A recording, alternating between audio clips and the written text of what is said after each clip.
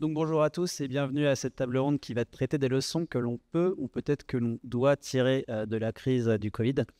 Parce que 4 ans après la pandémie, on a désormais assez de recul nécessaire probablement pour faire au moins quelques constats.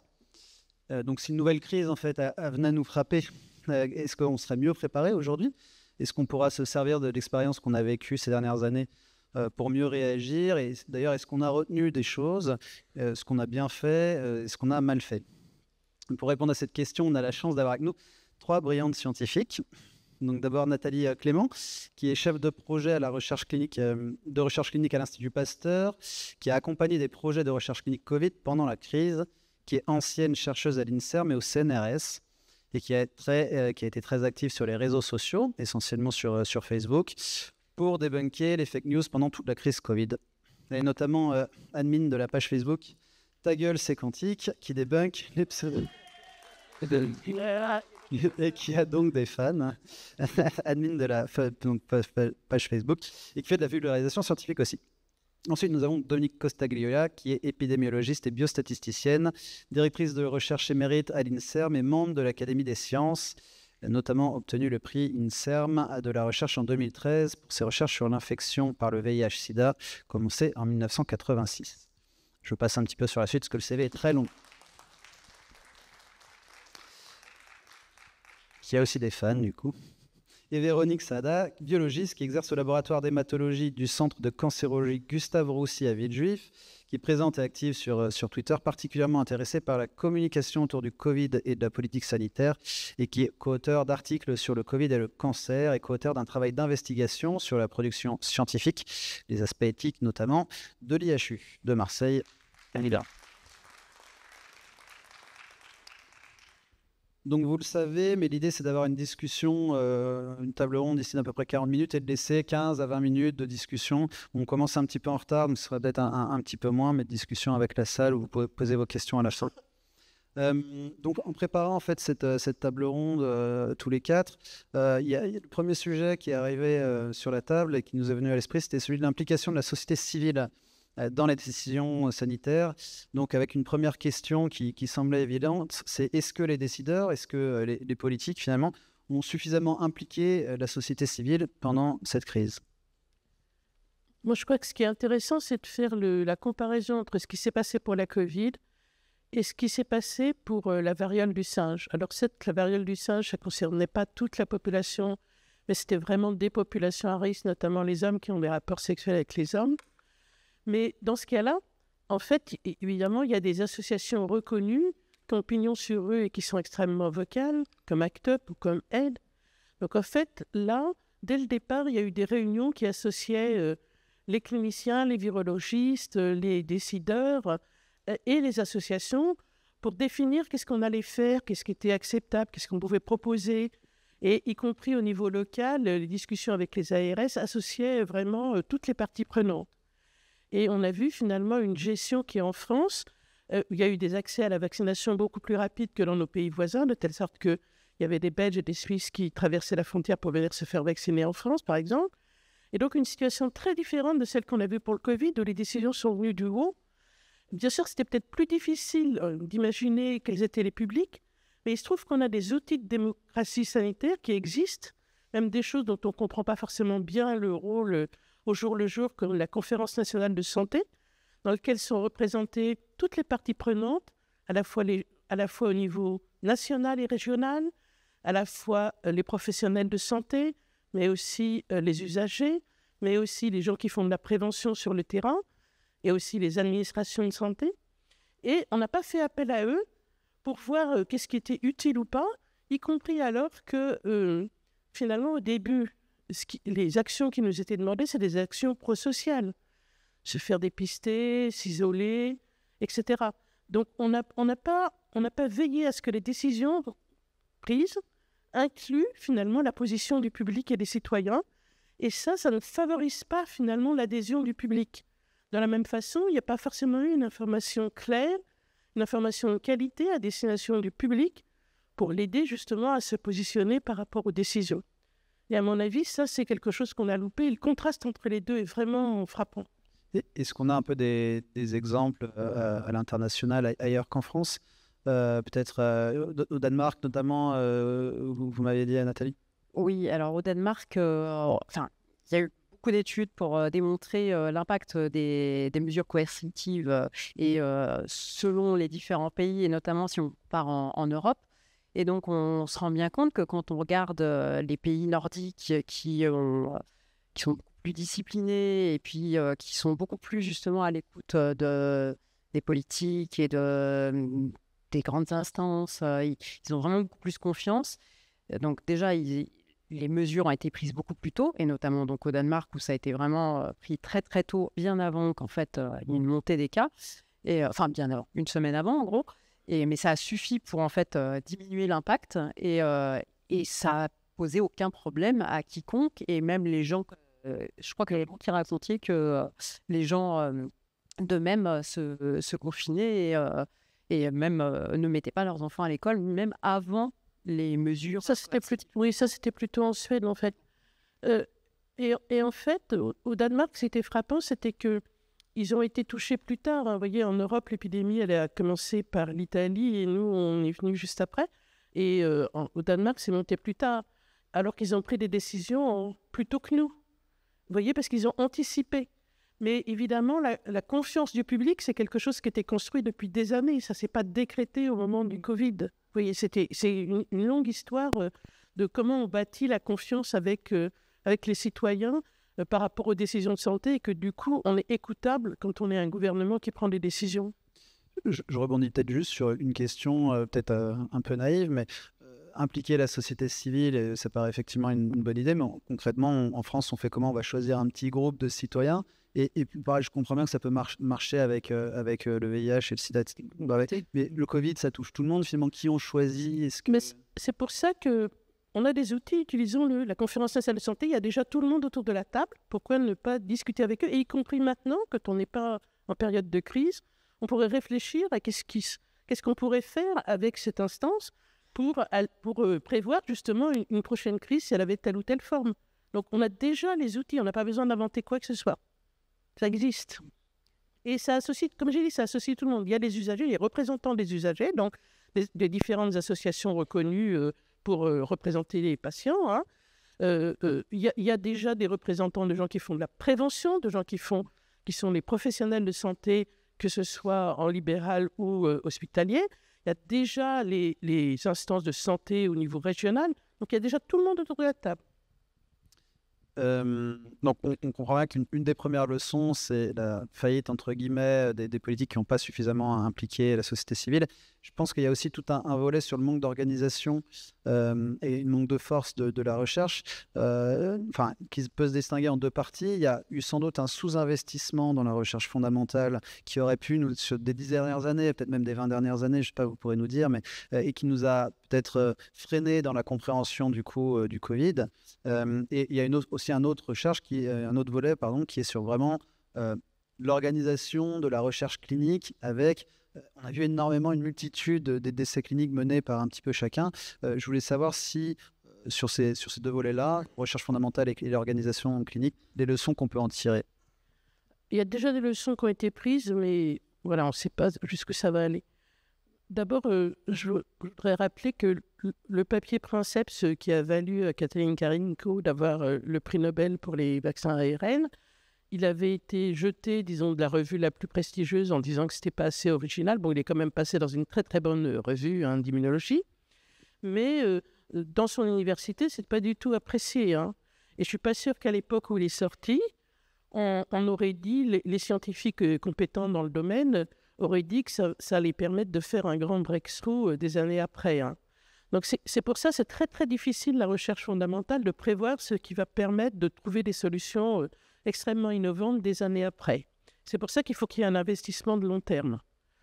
Ça, il se trouve qu'il y a eu deux... Donc, on nous invente tout le temps des nouveaux outils dans la recherche. Donc là, c'est des programmes, des PEPR, donc équipement et recherche, donc dans le cadre des investissements d'avenir, deux gros programmes sur One Health, donc le fait que beaucoup de ces pandémies qu'on craint vont arriver par le monde animal. Et donc, ça va être des agents qui vont être transmis par les animaux et que donc, il faut faire des recherches qui soient vraiment autour du concept de One Health, l'impact de l'environnement, l'impact des animaux, les relations avec les animaux sauvages et la santé humaine. Donc ça, c'est le PEPR Présode. Et puis sur les aspects plus recherche fondamentale pour trouver des traitements, etc., c'est plus le PEPR ANRS, c'est mieux. Là où on peut craindre des choses, c'est qu'ils sont financés pour 4 ans. Et qu'est-ce qui va se passer après? Parce que ça ne suffira pas 4 ans. Hein. En permanence, il faut pouvoir investir de cette façon-là. Quand on voit les restrictions budgétaires qui ont eu lieu, avec une part très très importante de restrictions sur la recherche, on peut craindre ce qui va se passer dans 4 ans, quand ces projets ne seront plus, maintenant moins de 4 ans, dans 2 ans, quand ces projets ne seront plus financés. Et sur la recherche clinique, en fait, les Anglais, eux, ils avaient réagi au moment de H5N1, ce qui fait qu'ils avaient déjà déterminé les sites cliniques qui seraient pertinents pour faire des études en cas de pandémie, et puis ceux qui seraient capables de mener les études.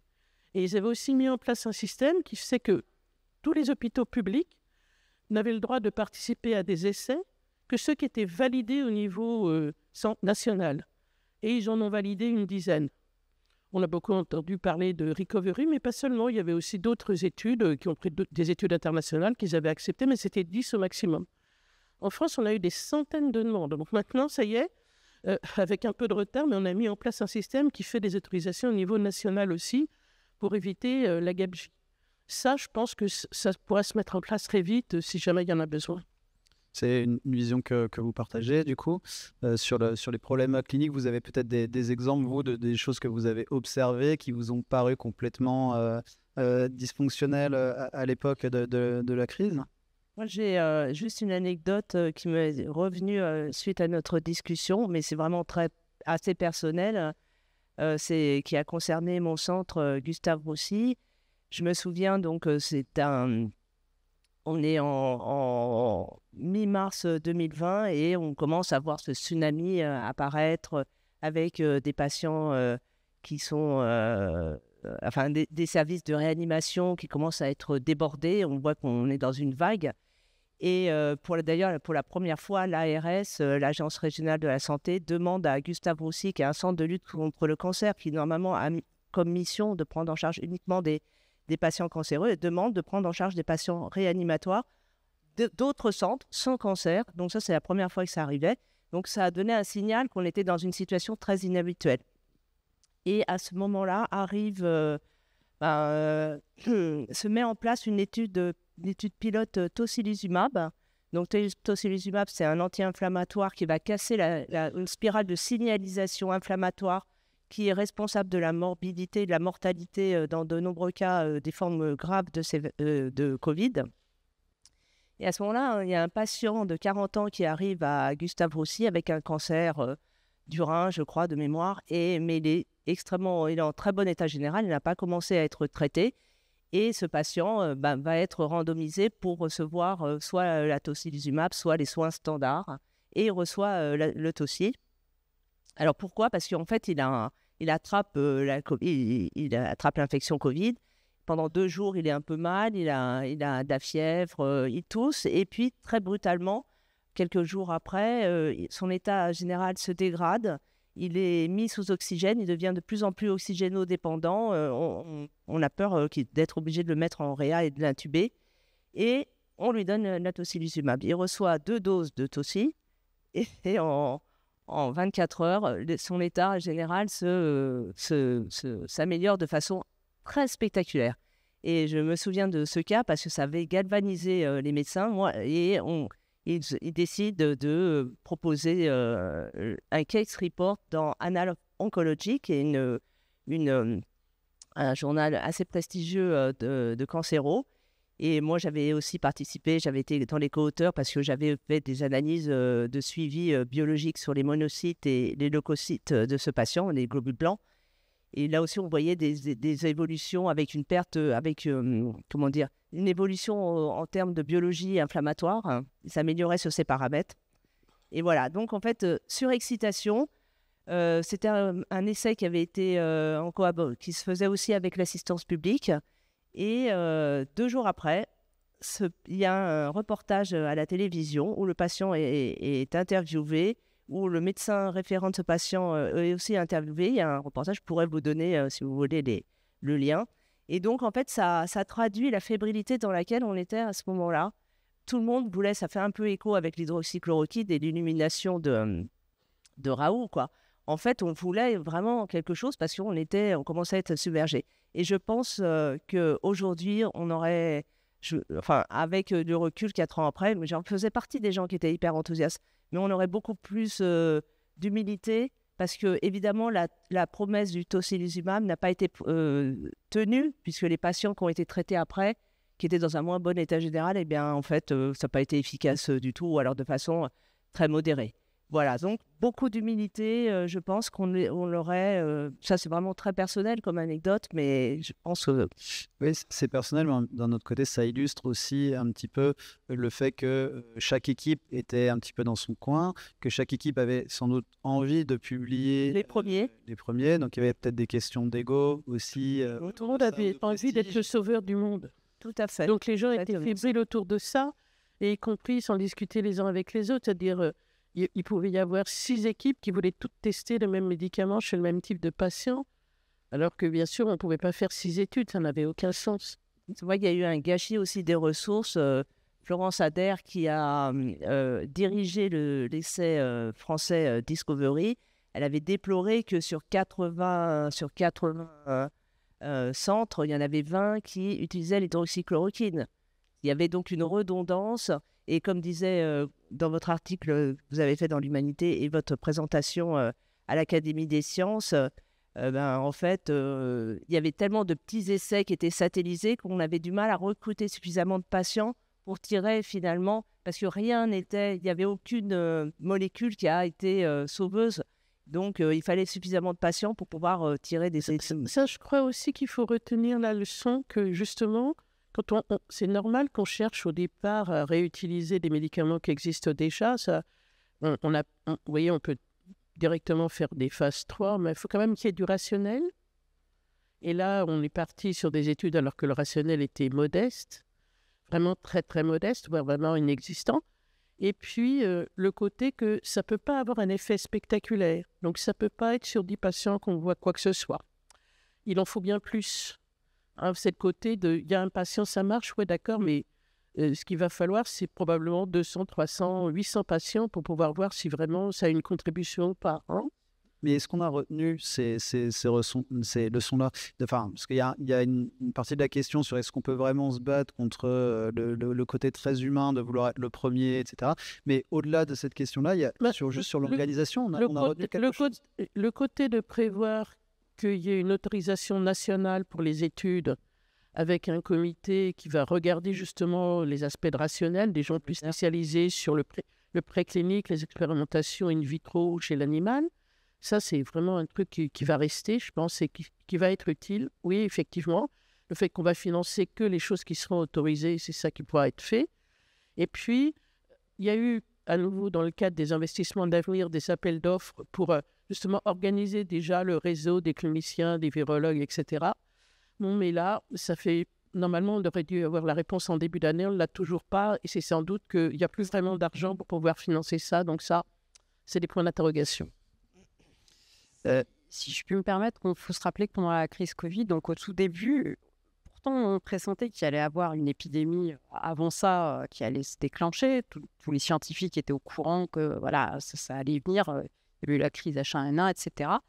Donc on en parlait, on était au courant, on essayait de s'y préparer, y compris sur le côté volet recherche clinique. Et pourtant, quand c'est arrivé, on a été tous un peu surpris. Il y a eu un gros cafouillage de janvier jusqu'à mars. Et début mars, on a commencé quand même à se dire « Ouh là là, c'est pas bon ».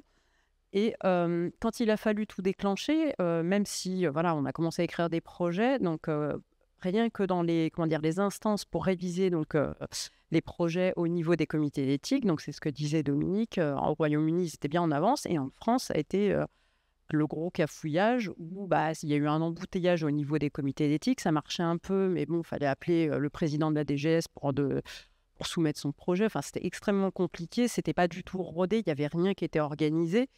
Et puis bon, ils ont fait comme ils ont pu.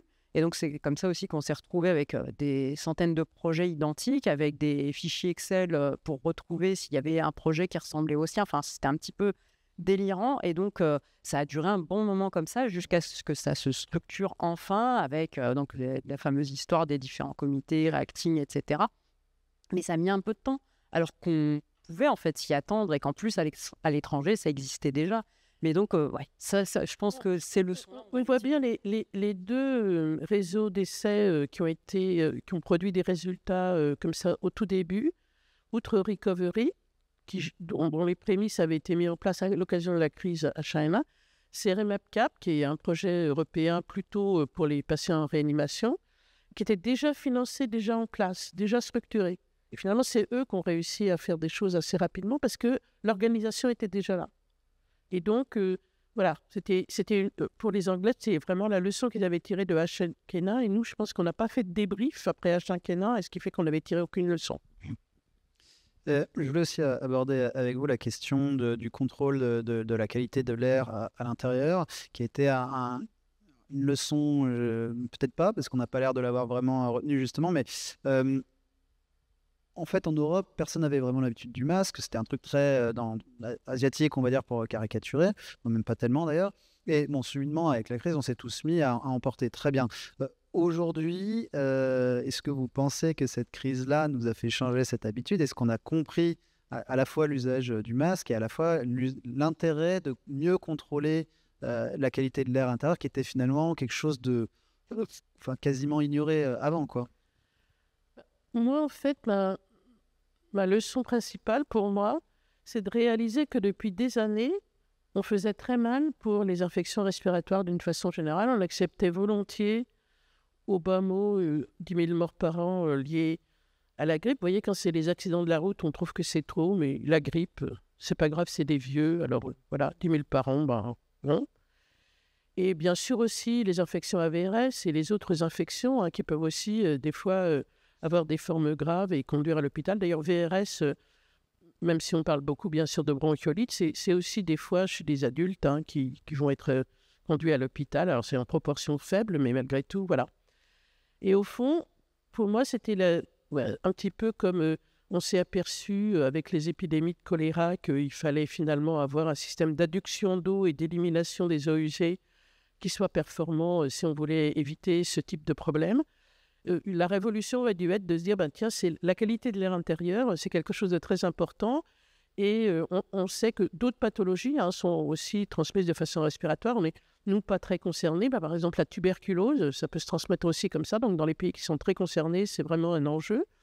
Et donc, on aurait dû se dire, dans le futur, on va faire mieux globalement, pas juste pour cette maladie-là, mais d'une façon générale. Et ça, c'est une leçon totalement ratée, je trouve. Il y a des choses à faire déjà dans les lieux publics, dans les hôpitaux, dans les écoles, et puis des choses peut-être incitatives pour les commerces ou des choses comme ça. Juste le fait d'avoir une mesure du CO2, les gens pourront choisir s'ils vont dans un magasin qui est mieux ventilé ou un magasin qui est moins bien ventilé. Et ça ne coûte pas très cher, ça ne va pas ruiner les commerçants ou les centres commerciaux ou les théâtres ou les cinémas de faire ça. Et ça irait dans le bon sens, sans que ça coûte des 1000 et des 100 dans les médias aux personnes. Et pour les lieux comme les hôpitaux et les écoles, c'est vraiment terrible. Pour les écoles, en plus, quand le niveau d'aération n'est pas bon, c'est pas bon non plus pour se concentrer et donc pour pouvoir apprendre, donc pour faciliter l'apprentissage. Le bénéfice n'est pas que autour des infections respiratoires. Et ça a été totalement zappé. Et sur les masques, je pense que c'était à cause de la situation au début, de ce qu'on a dit au début sur les masques, sans évoluer avec l'évolution des connaissances. Et comme la doxa, c'était de dire qu'on avait toujours tout bien fait. Au contraire, quand on a levé l'obligation, on a dit que c'était une libération, comme si porter le masque, c'était la même chose que d'être confiné. Non, confiné, on est d'accord, c'est moyenâgeux. Le couvre-feu, c'est une mesure moyenâgeuse. Elle était très utile, elle a été efficace. Elle a diminué les infections dans la période où on avait ça, sur la première vague, en tout cas, de près de 80%. Et c'était la seule chose qu'on avait à faire à l'époque. Mais vous voyez, c'est pour le futur. On s'était dit, qualité de l'air intérieur et un usage raisonné du masque, on aurait gagné pour la prochaine fois. Et ça, c'est raté. Ça, vous pensez du coup qu'on ne pourra pas revenir dessus, Non, ça va finir par se faire. C'est comme l'adduction d'eau, mais ça va être très long. Et les masques, je ne sais pas, parce qu'on a vraiment eu un discours politique délétère par rapport à l'usage du masque, alors que ce n'est pas la panacée, mais dans certaines situations, ça peut être un outil très utile. C'est vrai que vous avez vraiment souligné le défaut d'information de qualité produite par les autorités. Il ne faut pas oublier que cette crise, elle s'est déroulée, enfin, elle a émergé à un moment où le climat social était assez tendu avec les gilets jaunes. On nous dit, les autorités annoncent que le masque est inutile, ne sert à rien. Et il n'y a jamais eu de démenti par rapport à ça. Ils n'ont pas été capables de faire un peu amende honorable en disant bah oui, on s'est trompé, ou alors on n'a pas suffisamment de masques.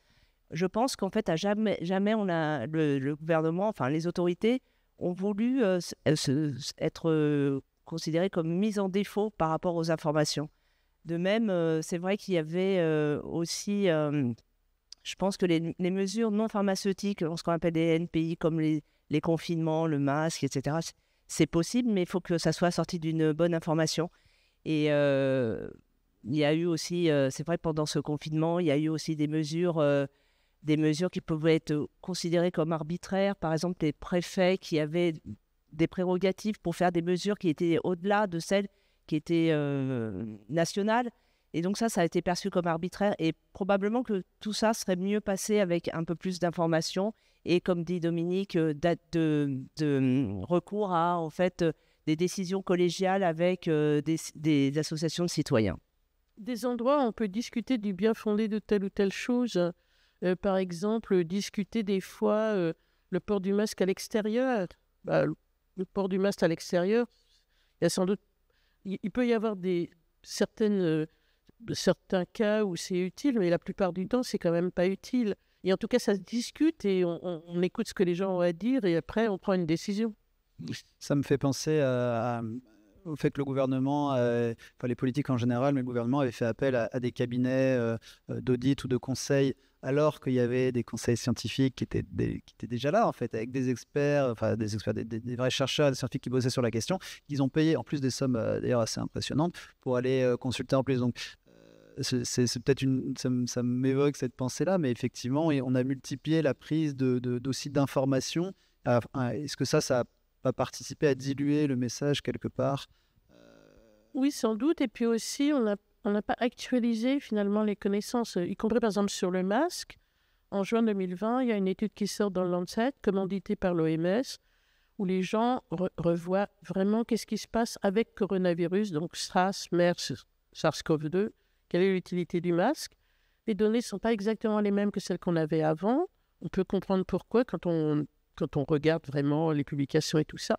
Mais on ne profite pas de cette occasion pour dire « Ah bah tiens, voilà, il y a des données nouvelles sur le masque, etc. » Et après, on va imposer le masque à certains moments, mais sans expliquer pourquoi d'un seul coup on l'impose, alors qu'avant on avait dit que ça ne servait à rien. Et que ça, c'est incompréhensible pour les gens, c'est normal, puisqu'on ne leur donne pas les infos. On a abordé le problème des autorités aussi, et d'ailleurs à l'intérieur de la science, il y a différentes choses qui ont bloqué. Il y a peut-être quelque chose, avant de commencer de passer aux questions du public, je pense, moi il y a une question que j'avais envie de vous poser d'emblée, c'était sur comment est-ce que vous avez perçu une forme d'attentisme, ou l'attentisme entre guillemets, comme vous voulez, des tutelles pendant la crise. On peut penser au CNRS, on peut penser à certaines universités, par exemple la PHM, mais pas seulement à Marseille, en fait, dans toute la France. Il y a eu plusieurs chercheurs qui sont étiquetés CNRS ou INSERM ou ce qu'on veut, qui ont dit voire des grosses contre-vérités, voire des mensonges dans des médias ou sur leur blog, etc. Et il y a eu de la part de beaucoup de citoyens, même de chercheurs, une espèce de constat d'attentisme, en fait, ou de manque de réaction. Et alors ça, c'est peut-être pas forcément une leçon à tirer, plus un constat, mais je trouve que c'est quand même une question intéressante à aborder dans le cadre de cette table ronde. Oui. Vous voulez faire parler de Vénice? Oui, alors moi, oui, j'ai été assez surprise de cette espèce d'attentisme dès le début de la crise Covid, où non seulement il y avait des scientifiques qui venaient s'exprimer dans les médias et pas toujours à bon escient, mais aussi des tas de complotistes qui d'un seul coup avaient le champ libre. qui avait le champ libre et qui racontait la fameuse histoire du Pasteur qui a inventé le virus, qui, moi, m'a beaucoup marqué alors qu'on était en train de cravacher pour rédiger des projets de recherche clinique. Et pendant ce temps, d'un seul coup, il y a cette histoire qui monte dans les médias. On se dit, mais qu'est-ce qui se passe? Et peu de réponses derrière. Alors évidemment, c'est toujours compliqué pour les scientifiques de se positionner, de dire... parce que c'est la fameuse loi de Brandolini, c'est tellement n'importe quoi que c'est compliqué d'aller dire, ça, c'est complètement délirant.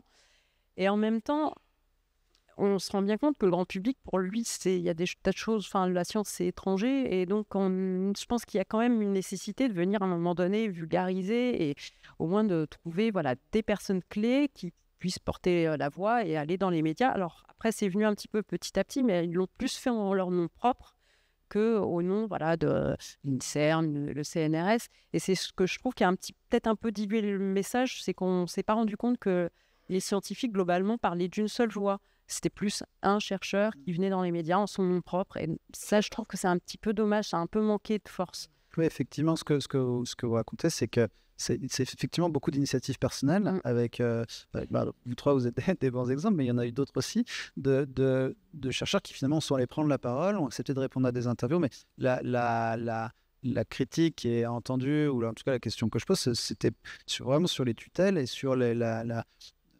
parfois ce qui a pu être perçu comme un attentisme ou un manque d'action en tout cas. Pour moi, il y a deux aspects différents. Il y a le côté aussi de la liberté académique. Donc, ce n'est pas forcément facile pour une tutelle comme le CNRS ou l'INSERM d'aller désavouer finalement un chercheur qui s'exprime en son nom propre, même si, du coup, comme il a dit qu'il était chercheur à l'INSERM ou chercheur au CNRS, les gens ont l'impression qu'il s'exprime au nom de l'INSERM ou au nom du CNRS, en fait. Il s'exprime en son nom propre et voilà quoi. Et ça, c'est un équilibre délicat. Après, l'attentisme qu'il y a eu, c'est aussi quand on s'est aperçu qu'à l'IHU de Marseille, il y avait finalement de nombreuses études qui ne respectaient pas le cadre légal et éthique, et que là, il ne s'est rien passé. Et ça, c'est profondément anormal. Donc, vous voyez, moi, je ferai une différence sur les deux aspects. Le fait qu'on ne respecte pas le cadre légal et éthique pour les études chez l'homme, ça me sidère absolument que derrière, il n'y ait pas des sanctions.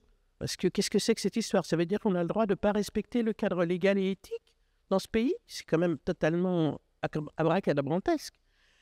Le côté de l'expression des gens, c'est tout ce qui est autour de qu'est-ce qui fait qu'on dit que c'est un expert et des choses comme ça. Pour moi, c'est beaucoup plus complexe. C'est beaucoup plus complexe à gérer, finalement, y compris pour les institutions. Parce que c'est aussi normal, disons, la liberté académique doit exister, mais à condition qu'elle respecte le cadre légal et éthique, bien entendu. Et après, aller dire qu'un tel raconte n'importe quoi, c'est compliqué pour les maisons mères, entre guillemets, d'intervenir sur cette situation-là, à mon avis. J'ai comme pour. Moi, ce qui m'avait, encore une fois, ça va être aussi issu d'un petit peu d'expérience personnelle. Ce qui m'avait marqué la première fois, c'était qu'une tutelle accepte qu'un de ses membres délivre de la haine en ligne. Et là, je parle de l'université d'Aix-Marseille, dont un des membres, en fait, se lâchait complètement au niveau des réseaux sociaux, sur Twitter. Il insultait carrément. C'était des insultes, mais c'était extrêmement grossier et très violent. Et on a été plusieurs... Dans la vie, en vrai, il insulte aussi. Hein. Et en vrai, il a témoigné. Hein. On ne voit pas du tout qui c'est, hein, de qui on parle. Donc, en fait, il insulte sur les réseaux et IRL. Et on avait été plusieurs en décembre 2020, je me souviens, où là, il avait fait une sortie de route incroyable. C'était à propos de Nathan Spadja. Et on avait été plusieurs à écrire à l'université d'Aix-Marseille, à la cellule juridique ou comme, je ne sais plus. Hein. Et en fait, après ça, il a redoublé. Donc, moi, je me sais que j'avais écrit. On m'avait dit, ouais, ok, on va prendre en charge ce problème. Et suite à ça, le fameux... membre, je dirais pas chercheur, parce que je crois pas qu'il a le niveau d'un chercheur, a redoublé de violence, quoi. Donc là, on a l'impression que non seulement il n'avait pas été recadré, mais qu'en plus, il avait été franchement couvert qu'il y avait une complicité. Ouais, effectivement, il y a un peu deux aspects différents dans cette question-là. Il y a un aspect purement juridique, avec un manque de réaction, par exemple, des ministères qui n'ont pas forcément saisi la justice, ou voire directement de la justice, de constater des problématiques. Donc ça, c'est quelque chose qui est assez grave. Et l'autre question qui est peut-être un peu moins grave, mais qui est tout de même problématique, c'est qu'est-ce qu'on fait quand on a un chercheur qui a quand même un tampon, par exemple un tampon CNRS, et quand il va s'exprimer dans les médias ou sur les réseaux sociaux, il va quand même mettre en avant ce tampon-là. Et quand les chercheurs se trompent, tout le monde a le droit de se tromper, c'est sûr, mais qui répètent inlassablement des contre-vérités. Est-ce que ça, c'est... Effectivement, il y a une question de liberté académique, mais est-ce qu'il n'y a pas aussi une question de contrôle ou je sais pas, de rappel à l'ordre ou de dire, par exemple, aux chercheurs, OK, vous êtes obligé de vous exprimer en votre nom en disant, comme simple citoyen, je ne sais pas, c'est des... Alors, en tout cas, avec le CNRS, là, on a vu des exemples récents avec...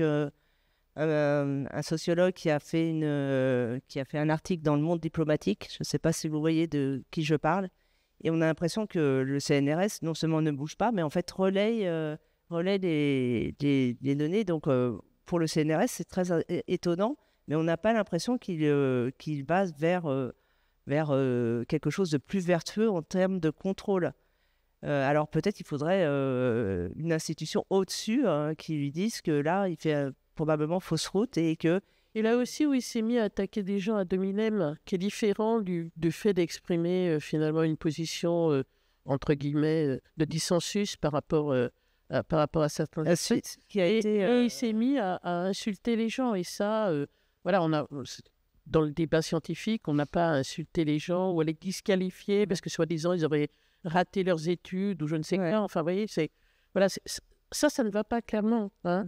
Voilà, moi une des personnes qui est beaucoup passée sur les réseaux sociaux a dit que j'étais pas productive, mais en fait, il ne s'est pas cherché sur PubMed, hein, parce que à la limite, j'ai plutôt beaucoup d'articles dans certains milieux, on pourrait considérer que peut-être je les ai pas tous écrits à cause de ça, quoi, hein. Mais les médias ont continué à l'inviter alors même qu'il avait dit vraiment quelque chose qui montrait qu'il savait juste pas chercher sur PubMed, quoi, un truc vraiment le niveau élémentaire que beaucoup de gens savent faire quand même. Donc voilà, c'est différent diffamer quelqu'un, dire du mal des autres ou exprimer une position de dissensus. Et après, ce que disent les gens qui ont réfléchi vraiment à cette question, c'est qu'au fond, en faisant ça, ces gens ont flingué leur carrière quelque part. Voilà,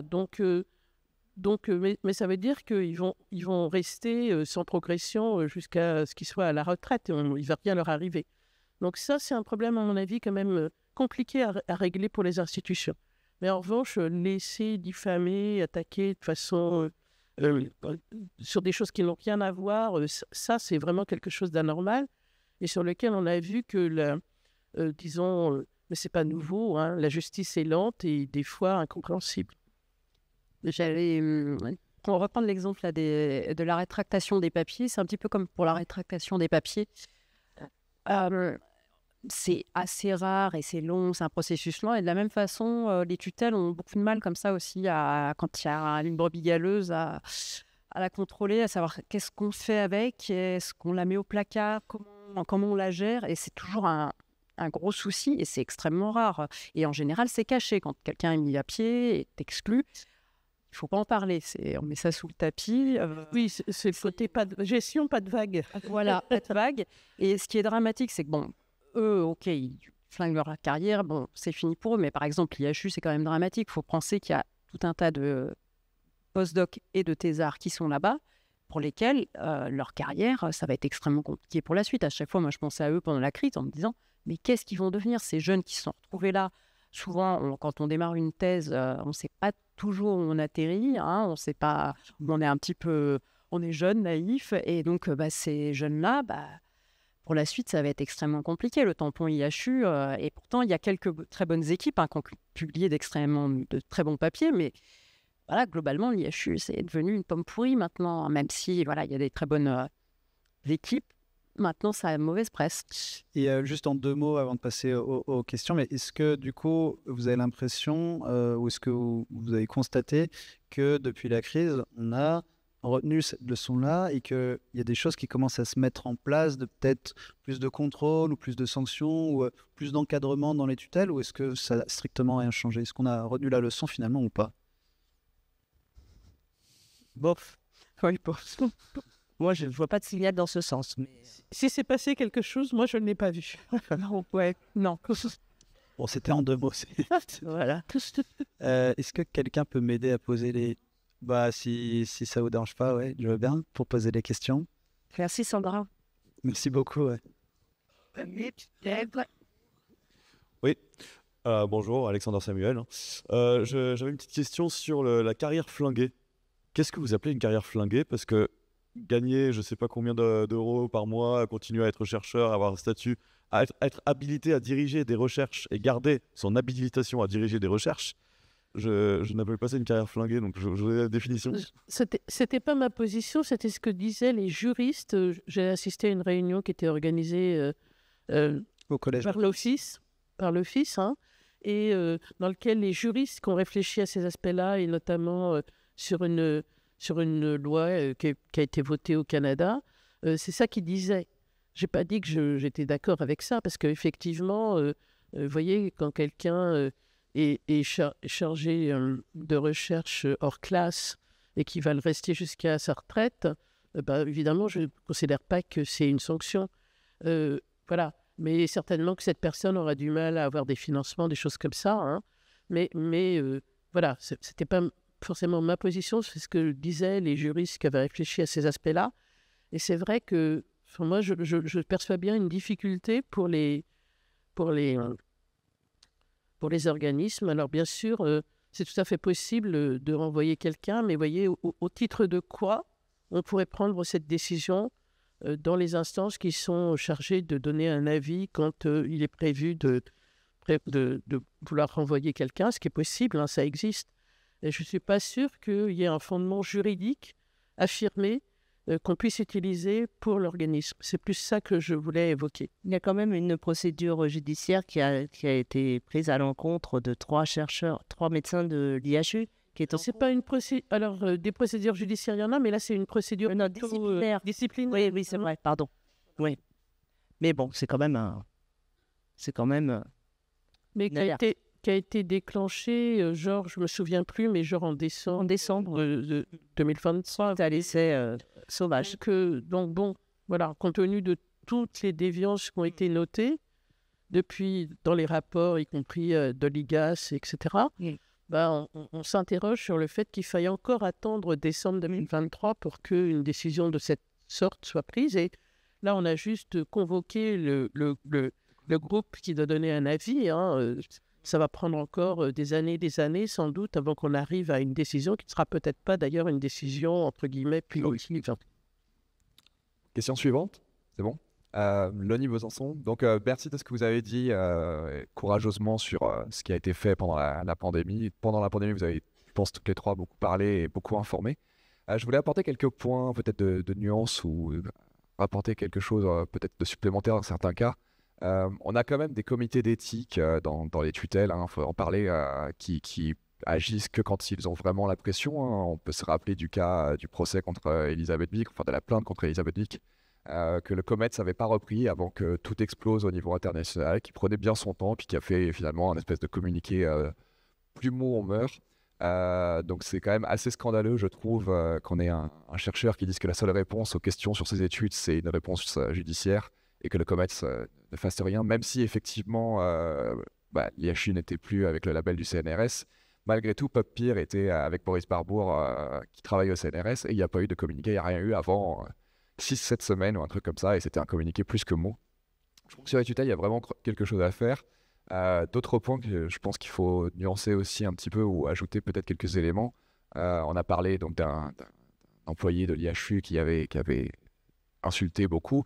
Ça a été plus loin que ça, hein. Ça a été même caractérisé à l'international par Times Higher Education, qui reporte beaucoup de choses sur les universités, comme du harcèlement directement. Hein. Et on se retrouve en France à dire, ok, c'est passé à l'international, que des chercheurs harcèlent leurs contradicteurs, mais c'est pas grave, on fait rien, on bouge pas.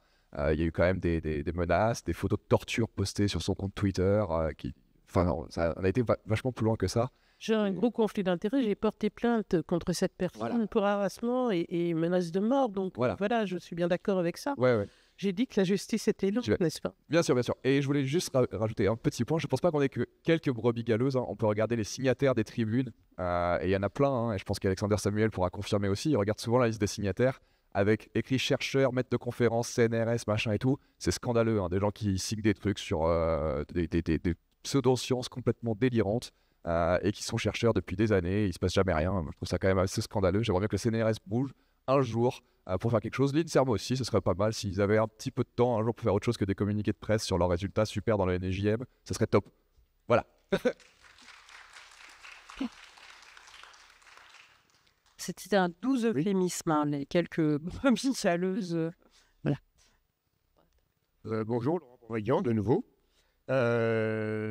Vous avez traité tous les aspects qui sont liés à la recherche, qui sont liés à la biologie, qui sont liés à la préparation pour la prochaine crise. Moi, j'étais venu ici pour voir un petit peu parce que à l'époque du Covid, j'habitais aux Pays-Bas, mon épouse est belge, et je regardais beaucoup les informations françaises et je voyais tout ce qui était décision politique. Et j'avais l'impression que c'était traité de manière très différente et extrêmement souvent, on marchait sur la tête. Comme je pouvais recevoir ma voisine, mais ma voisine ne pouvait pas nous recevoir parce qu'on était deux. Et d'un point de vue sociétal, est-ce qu'il y a des choses qui ont été faites? Est-ce qu'on peut tirer aussi des leçons de cette crise Covid par rapport à comment traiter d'un point de vue système une pandémie? Qu'est-ce qui est bon? Qu'est-ce qui est mauvais? Qu'est-ce qui est bon pour les enfants? Moi, ce qui m'a choqué peut-être le plus, c'est le message « va pas embrasser ta grand-mère, tu vas la tuer ». Donc, comment est-ce qu'on peut faire en sorte de traiter une pandémie et en même temps permettre un développement de la société qui ne va pas engendrer une génération de sacrifiés? Pour moi, c'était vraiment ce que je voulais mettre en avant en disant qu'il faut discuter et probablement que la bonne période pour discuter, ce serait maintenant. On n'a pas de décision urgente à prendre. On peut prendre du temps pour discuter et réfléchir avec des représentants de la société civile, de telle sorte que on a vraiment ce côté de donner l'information aux citoyens et de pouvoir discuter avec certains de leurs représentants pour voir qu'est-ce qui est le mieux, à la fois d'un point de vue, disons, entre guillemets, contrôler l'épidémie, mais aussi d'un point de vue sociétal, d'un point de vue des liens familiaux, des liens amicaux, enfin de ce qui fait la vie finalement en société. Et ça, c'est quelque chose qui n'a pas du tout été dans le périmètre.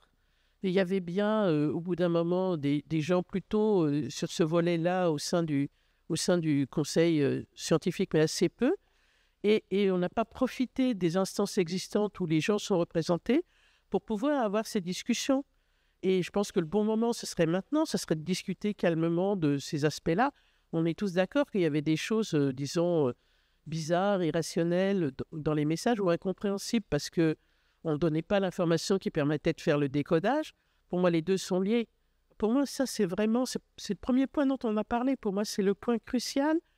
Ça, c'est vraiment angle mort absolu de comment on fait pour gérer une crise de ce type. Et on sait qu'il y en aura d'autres. Donc, moi, vous voyez, j'ai commencé ma carrière dans les années 80. Depuis 80, on attendait une grande pandémie. Alors, on s'était dit plutôt grippe. Bon, ça a été coronavirus, mais entre-temps, on n'avait jamais discuté de ce genre de choses. Et ça, c'est vraiment une occasion perdue. Et à nouveau, à l'occasion de cette crise, on voit que ce n'est pas ces ressorts qui ont été utilisés.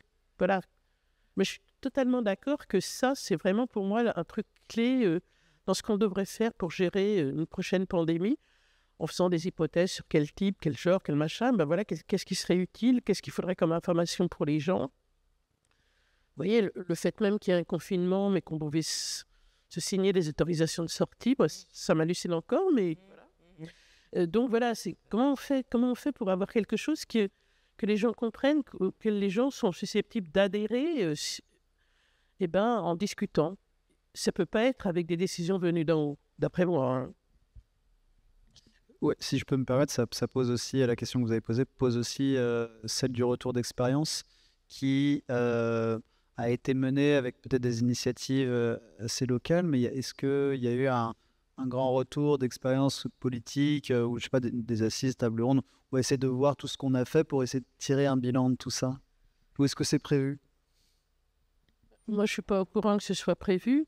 Mais je crois que dans un Est-ce que ça manque alors? dans un univers où on dit qu'on a tout bien fait, et bien sûr, on n'a pas besoin de faire ça, hein.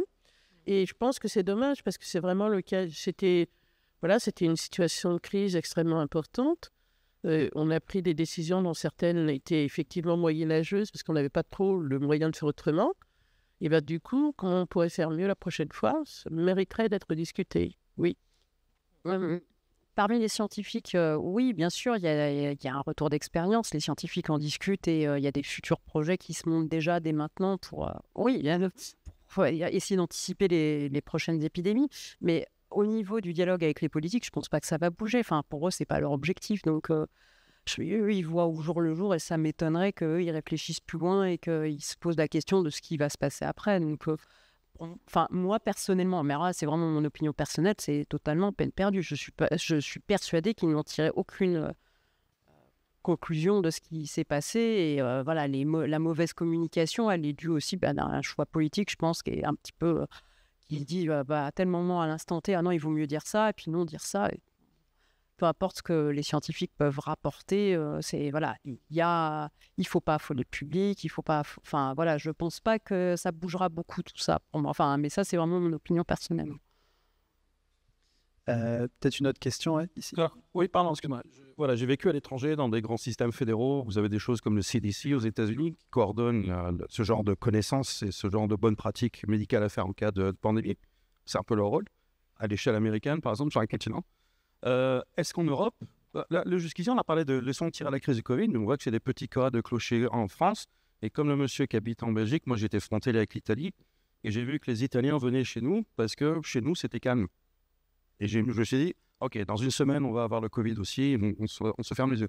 Est-ce qu'il y a quelque chose à l'échelle européenne maintenant pour justement coordonner des bonnes procédures, des stocks de médicaments et faire une réponse européenne? Parce que c'est une pandémie mondiale, c'est pas... Alors, moi, je ne suis pas ça de façon très détaillée, mais oui, ils ont créé plusieurs agences, en fait, qui sont autour de ces problématiques-là. Et il y a beaucoup de retours, en tout cas sur les aspects recherche et des choses comme ça, qui combinent cette agence, l'Agence européenne du médicament, par exemple, et la Commission européenne pour voir comment on pourrait aider au mieux, par exemple, à financer des recherches dans ce cadre et tout ça, mais aussi pour l'agence qui a été créée, l'AERA, pour se coordonner, pour tout ce qui est les achats, les choses comme ça. Donc là, il y a quand même eu des choses qui ont été faites. Moi, je ne peux pas te donner beaucoup de détails parce que je n'ai pas suivi avec suffisamment de détails. Je sais que ça existe, mais oui, en fait, à la limite, plus que effectivement ce qu'on peut voir au niveau purement, uniquement français. Il y a le temps pour encore une question? Comme on a débordé un peu sur la conférence d'avant, on va déborder un tout petit peu, mais oui, rapidement, on peut prendre une dernière question. Bonjour, Mathieu Pelouse, gendarme et sympathisant des bunkers, grand fan de R-Vérifie. Le déficit de communication des autorités à la fois politiques et des autorités de tutelle, est-ce qu'il y a eu une leçon prise par rapport à ce déficit de communication qui était à la fois nul et délétère quand il y en avait? Oui, le choix des mots est important. Je vais vous citer deux exemples. Je suis dans les forces de l'ordre et quand il se passe des événements, quand la gendarmerie communique, il y a des communicants, des gens dont c'est le métier, qui viennent sur les plateaux et qui parlent calmement. Quand ça se passe en zone police, ce sont les syndicats qui se saisissent de l'actualité et qui parlent. Mais on a l'impression qu'ils représentent la police, mais non, ils ne représentent pas l'institution. Je pense qu'il y a un bon exemple à suivre et peut-être des communicants à mettre en place. Est-ce que vous seriez pour des chercheurs scientifiques communicants dont c'est le mandat prioritaire ou voire exclusif d'aller communiquer et répondre par exemple aux demandes de journalistes, d'aller sur les plateaux? Après, au niveau des tutelles, il y a des services de communication. J'ai pas entendu. Mais il le fait très bien.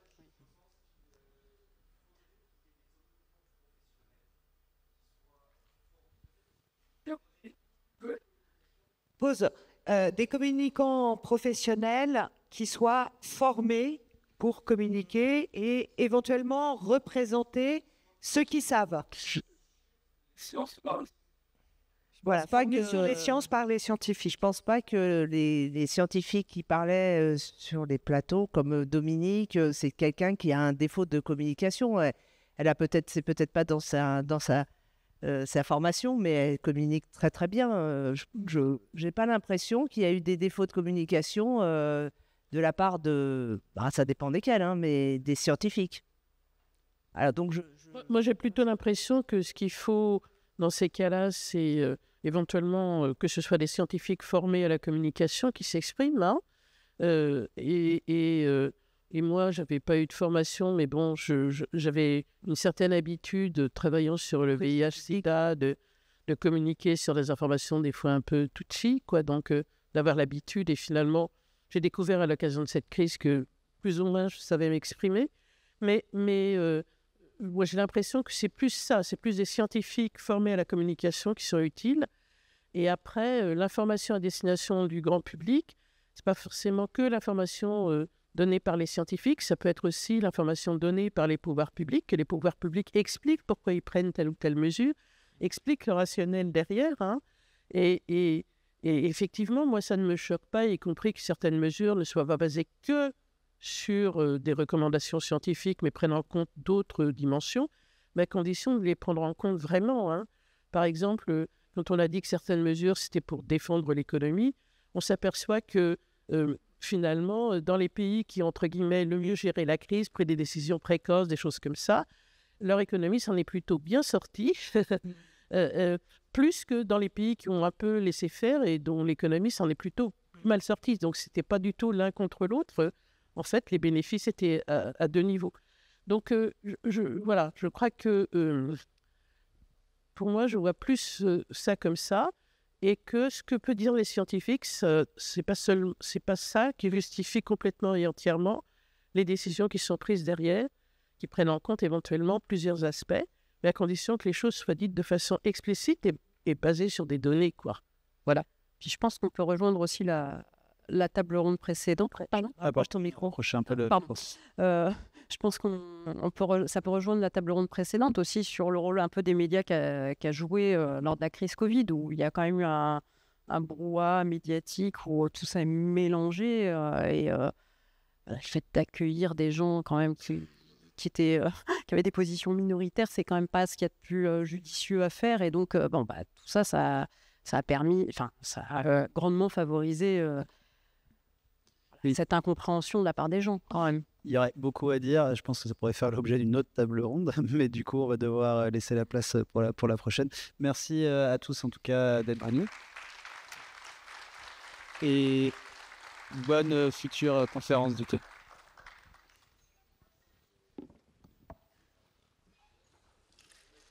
Merci.